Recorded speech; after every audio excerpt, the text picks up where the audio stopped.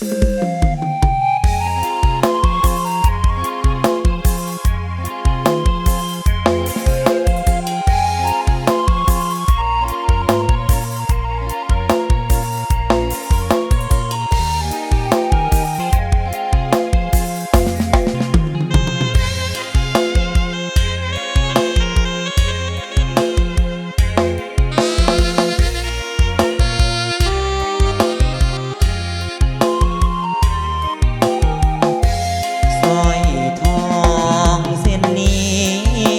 ก็บเงิน3 ปีจึงได้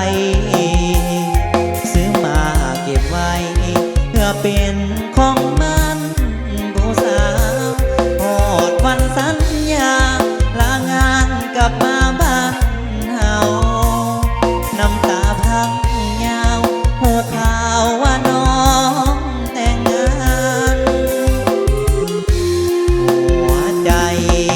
สะท้านบ่ทันใจเจ้าสัญญาหาเขา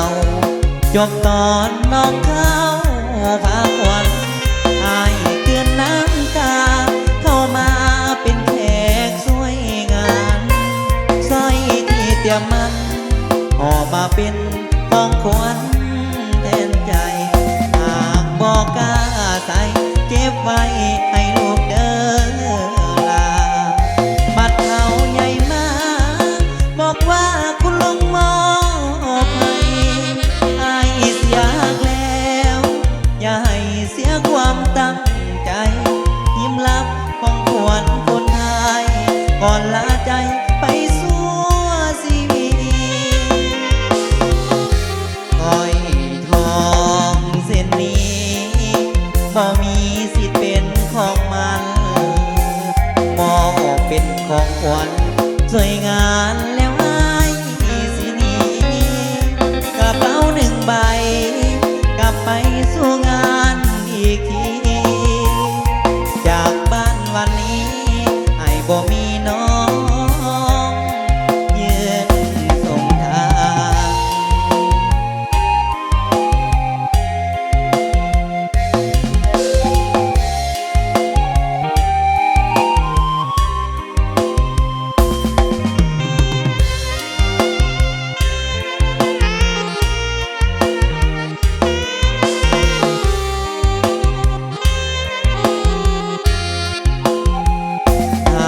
บอกกล้าใส่เก็บไว้ให้ลูกเด้อลาบัดเขาใหญ่มาบอกว่าคุณลุงมอบให้อายเสียแล้วอย่าให้เสียความตั้งใจยิ้มรับของขวัญคนไทยก่อนลาใจไปสู่ชีวิตก้อยทองเส้นนี้บ่มีสิทธิ์เป็นของมันมอบเป็นของขวัญสวยงามแล้วให้สินี้กระเป๋า1 ใบกลับไปสู่งานอีกทีจากบ้านวันนี้ให้บ่มีน้องยืนส่งทาง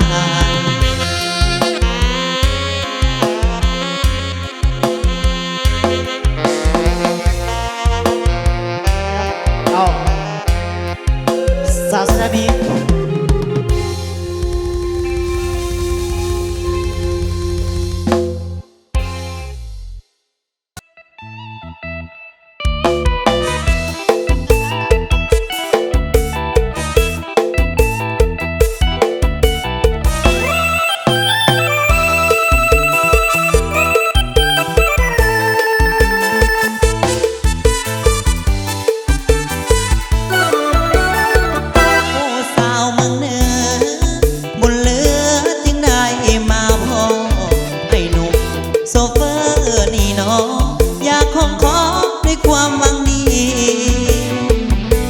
รถขึ้นลงโดยสารขนส่ง